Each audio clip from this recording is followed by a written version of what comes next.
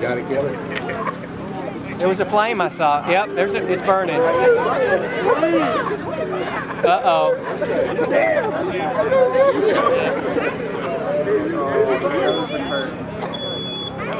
42 seconds. All right, so you see the smoke detector sounded almost immediately. And we have visible flames showing. So what we would have now is a smoke detector going off.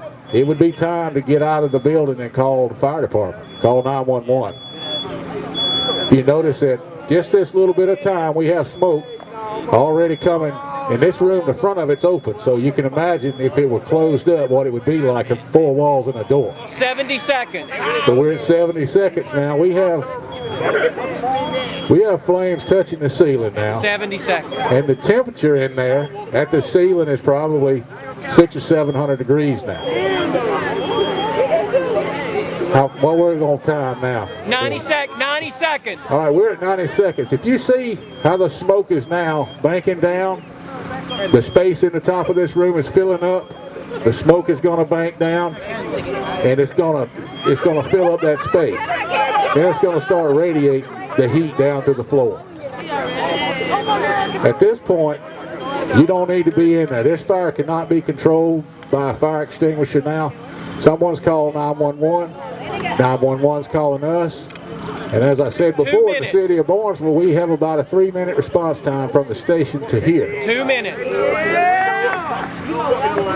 What's the temperature at the ceiling, Tyler? Whoa. Don't get too close. Whoa. All right. Wow. Well, we're going to see now. You see that white smoke? Get your hose line, Colin. You see everything starting off gas, and that is flashover of that room at this point. What time was it, Dean? That was 2 minutes and 20 seconds. 2 minutes and 20 seconds, and everything in the room is burning. There's no way to be in there. There's no surviving there. And we haven't even got here yet. No. We're just now getting here with the fire engine. We've got to find where the fire is because this is a large complex. All right, we made it here now. The fire truck's on scene. We got 150 feet of line out here now, 3 minutes. There is no surviving in that room at this time. All right, guys, get it.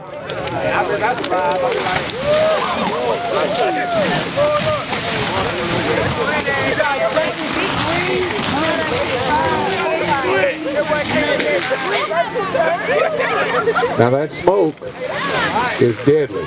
The byproducts of combustion, hydrogen cyanide, carbon monoxide, phosgene, all sorts of deadly gases. And if you raised up in there, if from a sleep and stood up and take one breath of that, that's enough to render you unconscious. And at that point, there's no getting out. That's why we tell everybody, have the smoke detectors working. That early warning saves people. Get up, get out of the building, and stay out. Should you have to crawl out, crawl low to the floor and get out and stay out. That is the single most important thing that we can tell you is get out and stay out of the building. And then let the fire department come do the rest of it.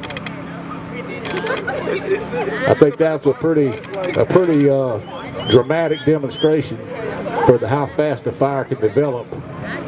And I think somebody else must have a lighter. But I want to thank you guys again for coming out. I'll tell you a little bit about the Barnesville Fire Department. We were organized in 1874. We have 4 on-call firemen, myself, and then we have some volunteers that provide fire protection to the city of Barnesville. We have mutual aid agreements with the county fire department, and we have a good working relationship with them, so any major incident, we're going to team with them and we're going to make it happen. But we ask that you don't cover up your smoke detectors, don't disable any fire protection equipment, and no open flames in the dorm room. You keep the dorm room squared away, no ignition sources, it's going to be good to go. Especially no candles or incense. I want to thank you guys for coming out tonight, and we enjoy doing this for y'all. Dean, you have any further words?